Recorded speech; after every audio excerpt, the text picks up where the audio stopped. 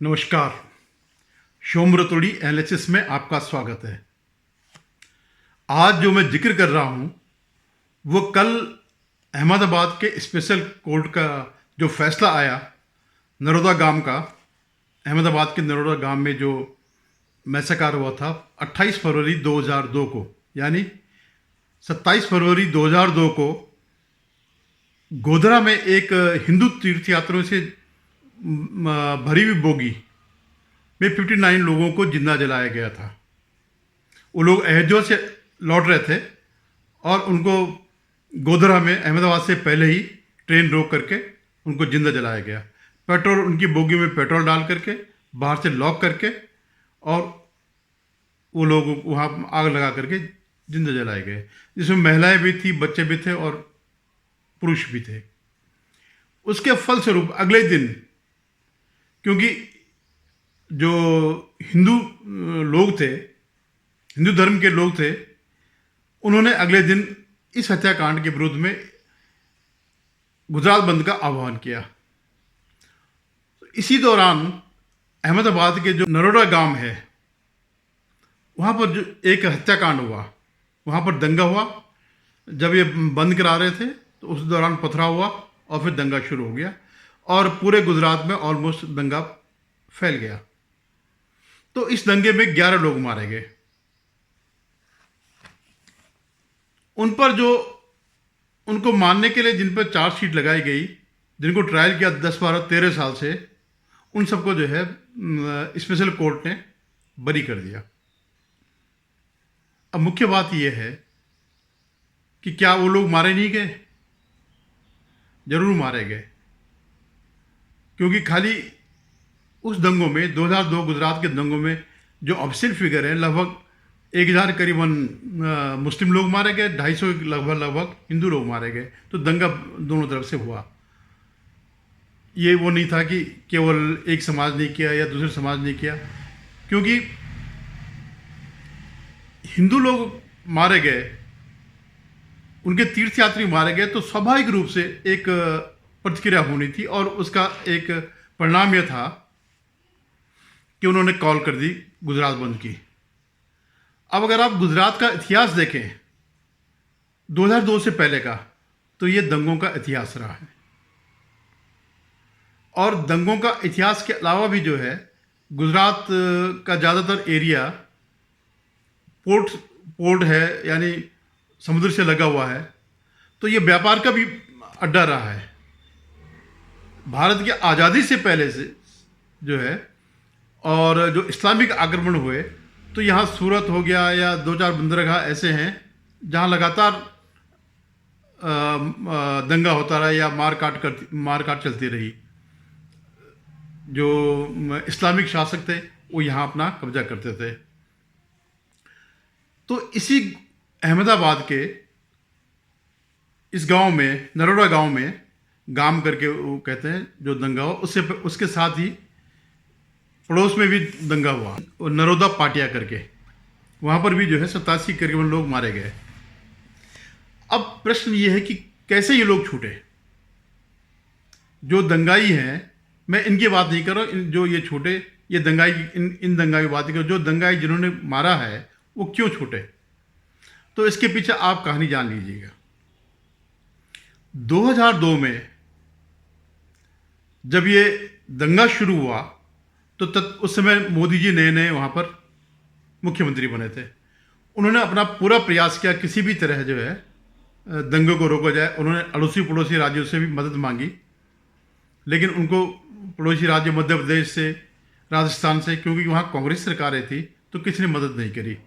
खैर एनीवे 3 दिन बाद जो है उन्होंने सेना को भी बुलाया। 3 दिन बाद सेना आई, तब जाकर के ये दंगा काबू हुआ। इससे पहले जितने आप दंगों के आप इतिहास देखें गुजरात के, तो वहाँ तत्काल ऐसे कार्रवाई नहीं होती। वहाँ दंगे चलते रहते हैं, कई दिनों तक चलते रहते हैं। लेकिन ये दंगा 3 दिनों में काबू में आ गया। अब क्योंकि मोदी एक राजनीतिक रूप से उभर रहे थे, एक राजनीतिक शक्ति उभर रहे थे और हिंदुत्व का प्रतीक बन रहे थे, और आरएसएस से वो आए थे, राष्ट्रीय स्वयं संगठन से जो है ये उभर कर आए थे, और संगठनात्मक जो इनके पद थे उसके अलावा इनका कोई प्रशासनिक उसमें नहीं था, सीधे इनको मुख्यमंत्री बनाया गया। तो कांग्रेस को ये लगा कि ये आदमी हमारे लिए खतरनाक सिद्ध होगा उनके लिए, क्योंकि ये आदमी संगठन से उभरा है, इसके पूरे देश में पकड़ है। एटलीस्ट उत्तर भारत में जो है, हिमाचल में भी रहे, उत्तराखंड में भी रहे, कई जगह इनका जो है संगठन अपना रहा, संगठन के बीच घुले मिले। तो उन्होंने बजाय ये कि जो गुजरात के दंगे थे उसमें केंद्र में इनकी सरकार थी, यूपीए की सरकार थी, और अगर आप जानते होंगे तो यूपीए प्रथम जो है सिर्फ षड्यंत्रों के लिए ही जाना जाता था। जैसे इन्होंने साध्वी प्रज्ञा को किया, कन्नर पुरोहित को किया, असीमानंद को किया, सबको फंसाया। और शायद उस दौर की बात है या दूसरे उससे पहले की बात है, लेकिन जब कांची के जो वो शंकराचार्य थे उन पर भी जो है उनको भी फंसाया गया। तो यूपीए 1 का प्रथम दौर सिर्फ षड्यंत्रों का दौर था। यूपीए 2 भले ही लूट का दौर था, लूट खसोट दलाली सब कुछ जो है, जितने भी आर्थिक अपराध किए जा सकते हैं वो यूपीए 2 का था। लेकिन यूपीए 1 का पूरा इनका कार्यकाल मोदी को खत्म करने में था। तो इन्होंने बिल्कुल बाकायदा, बिल्कुल षड्यंत्र करके रणनीति के तहत मोदी को फंसाने के लिए कई संगठन सक्रिय कर दिए। अगर आप जानते होंगे तीसरा सीतलवाड़, वो इन फर्जी कामों में बहुत माहिर थी, फर्जी गवाही देने में, फर्जी एफिडेविट बनाने में तीसरा बहुत माहिर थी। ऐसे ही संजीव भट्ट हो गया, एक कोई पुलिस अधिकारी थे, अब वो जांच के घेरे में पड़े हुए हैं। तो ये कांग्रेस के हाथ थे सारे।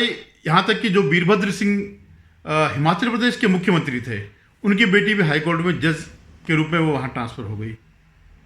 और गुजरात के जितने भी केसेस थे सुप्रीम कोर्ट में एक ही जज के पास जाते थे, वो उस समुदाय का था जो ये लोग जो अपील करते थे। तो पूरा एक तंत्र था, उनका न्याय से कोई संबंध नहीं था। क्योंकि कांग्रेस को जो है कभी भी इस बात का फर्क नहीं पड़ा कौन जिए कौन मरे, कोई दंगा हो कुछ हो, उस समय उनका सिर्फ ये था कि किसी तरह मोदी को फंसाया जाए, बीजेपी को बदनाम किया जाए। जैसे आपको याद होगा जब मुंबई के जब बम ब्लास्ट हुआ जिसमें कसाब पकड़ा गया, तो उसमें सबसे पहले जो दिग्विजय सिंह जो इनके मुख्यमंत्री थे, तब पता नहीं उस समय थे या नहीं थे, तो सबसे पहले उन्होंने इसको हिंदुओं का, इसका मत्था जो है हिंदुओं पे फोड़ दिया। और वहाँ के कुछ लोगों से उन्होंने किताब निकाली, इसका विमोचन करने चले गया। और ये दिग्विजय सिंह वही है जिसके लिए जाकिर नाइक जी था, उनके बड़े गले मिलते थे और उनको भगवान मानते थे। तो इनका माइंडसेट हमेशा हिंदुओं के खिलाफ रहा। तो पूरे दौर में कुछ ही लोगों को सजा हो पाई, क्योंकि इन्होंने असली अभियुक्तों को पकड़ने में कोई इंटरेस्ट नहीं दिखाया और सिर्फ फर्जी अपने जो राजनीतिक दुश्मन थे या विरोधी थे या जिनसे इनको आगे खतरा था, इनकी सत्ता के लिए खतरा था, इनकी पार्टी के लिए खतरा था, उनको फंसाने पर इन्होंने पूरा जोर लगाया। कई जांचें हुई, एसआईटी की जांचें हुई, और अंततोगत्ता नरेंद्र मोदी जी और अमित शाह जो इनके मेन टारगेट थे, जिनको नेशनल पर्सपेक्ट में समझते थे कि ये उभरेंगे, तो वो सारी जांचों से बेदाग बरी हो गए। ऐसे ही इन्होंने इसमें क्या किया, इन्होंने बनाया माया कोडनानी को, जो मंत्री थी गुजरात सरकार में। इन्होंने बनाया बाबू बजरंगी, जो बजरंग दल का जो है प्रमुख था वहाँ पे, और एक और थे जयदीप पटेल जो विश्व हिंदू परिषद के अध्यक्ष थे वहाँ पर। तो इनका उद्देश्य यह था कि किसी तरह हिंदू संगठनों को बदनाम किया जाए। दंगे तो होते रहते हैं और गुजरात का इतिहास ही दंगों का रहा। तो अगर आज ये छूटे और ये लोग जो रुदन कर रहे हैं, बिलाप कर रहे हैं कि ये न्यायपालिका ने क्या किया, न्यायपालिका ने वही किया। जब आप गलत लोगों को अभियुक्त बनाओगे तो निश्चित रूप से उनके खिलाफ सबूत भी नहीं होंगे। और माया कोडनानी जिस समय ये बता रहे थे कि ये दंगों में लिप्त थी, उस समय विधानसभा में थी, और उसके बाद जो है एक हॉस्पिटल में जो है दंगों से पीड़ित से मिलने के लिए गई थी, उनके सबूत सामने थे। तो ये इनका छूटना जो है ये अन्याय है, इनका छूटना नहीं, लेकिन इसमें जो असली हत्यारे थे वो छूटना अन्याय है, और इनका जो छूटना था वो जस्टिस है। क्योंकि जो लोग इसमें इन्वॉल्व नहीं थे, जैसे माना इन्होंने मोदी जी को, शाह जी को टारगेट किया, और इशरत जहां करके एक आतंकी जो जिसका टारगेट मोदी को मारना था वो इनकाउंटर में मारे गए, तो इसका इन्होंने बड़ा अंतर्राष्ट्रीय स्तर पर प्रचार किया। और बिहार के जो मुख्यमंत्री हैं नीतीश कुमार, उन्होंने तो कहा कि बिहार की बेटियां वहाँ जल रही हैं, पेट्रोल से मारे जा रही हैं, वो नहीं है, एक आतंकी जो है बिहार की बेटी बन गई। और उनके नाम पे शायद उन्होंने एक एम्बुलेंस सेवा भी शुरू करी थी। तो ये कारण है, ये राजनीति है कि किस तरह जो है अपने किसी कांड का फायदा उठा करके अपने दुश्मनों को फंसाओ और बाद में सरकार को दोष दो। अभी मैं उनका ट्वीट आपको दिखाता हूं, जो इनके मंत्री थे कपिल सिब्बल। तो कपिल सिब्बल यूपीए 1 के या 2 के सबसे प्रबल मंत्रियों में, सबसे समर्थ मंत्रियों में, सबसे मजबूत मंत्रियों में, शक्तिशाली मंत्रियों में एक थे, और दूसरे चिदम्बरम थे। तो इन दोनों की जोड़ी ने जो जो कहर ढाया है, अब दोनों वकील थे, तो आप जानते ही हैं न्यायालय और वकील की हरकतों को, आप जानते हैं किस तरह से ये लोग काम करते हैं, किस तरह से तथ्यों को अलटते पलटते, किस तरह कानून के किसी भी कमजोरी का फ़ायदा उठाते, कहीं भी किसी भी लोग का फ़ायदा उठाते हैं। तो उनका भी कल ट्वीट आया कि हम क्या इस पर शोक मनाएं या हंसे या जो भी करके। भैया ये सब आपने ही किया हुआ है। अगर आपने कायदे से अगर उन्हीं लोगों को टारगेट किया होता, उन्हीं लोगों को जो इसमें इन्वॉल्व थे उनको ही अगर आपने अभियुक्त बनाया होता, तो ये आज ये बेकसूर लोग नहीं छोड़ते। ये इनका तो 21 साल का आपने कैरियर ही ख़त्म कर दिया, और अभी भी क्या भरोसा, अभी क्या हम हाई कोर्ट जाएंगे, सुप्रीम कोर्ट जाएंगे, तो इनका एक ये धंधा है। मैं अब आपको बताता हूँ एक कांग्रेस की जो नीचता है उसके बारे में और बताता हूँ। जॉर्ज फर्नांडिस देश के सबसे बेहतर रक्षा मंत्री थे।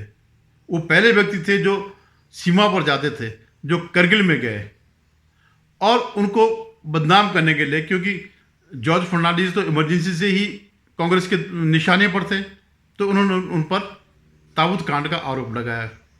उस आदमी पर, अगर आपने याद होगा, कितने साधारण से कपड़े, खादी के कपड़े पहनता था, किसके लिए वो करता। जैसे आज मोदी जी हैं, वो किसके लिए करेंगे? ऐसे जॉर्ज फर्नांडिस थे, वो किसके लिए पैसा इकट्ठा करेंगे?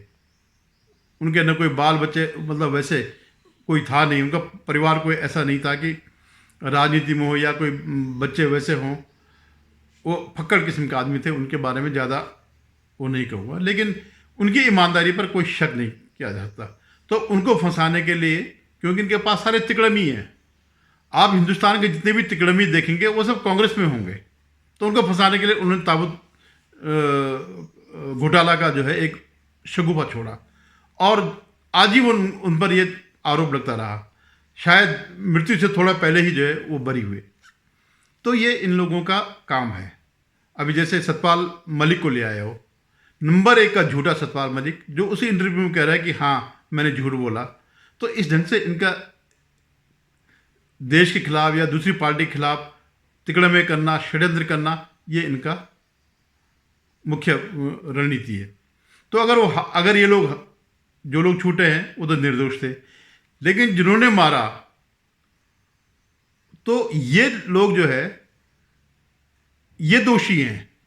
जिन्होंने असली जो मुलजिम थे, जो असली अपराधी थे, उनको नहीं शामिल करके, अपनी राजनीति की वजह से उनको नहीं शामिल किया, ये इनकी हालत है। तो अब ये सब कुछ चल रहा, रुदन चल रहा, ये सब फर्जी बात चल रही है, कुछ नहीं है, सब इनका किया कराया है। और कोई भी जीवन जो है बहुत बेशकीमती होता है, ज़िंदगी में एक ही बारी जीवन मिलता है। ये मानव योनि ऐसी नहीं है, चाहे वो हिंदू हो या मुसलमान हो। लेकिन इनका जो है, कांग्रेस का हमेशा यही रहा, हिंदुओं के प्रति इनका दुर्व्यवहार रहा। हिंदुओं के प्रति, हिंदुओं को दोयम दर्जे के व्यक्ति समझते हैं। धन्यवाद।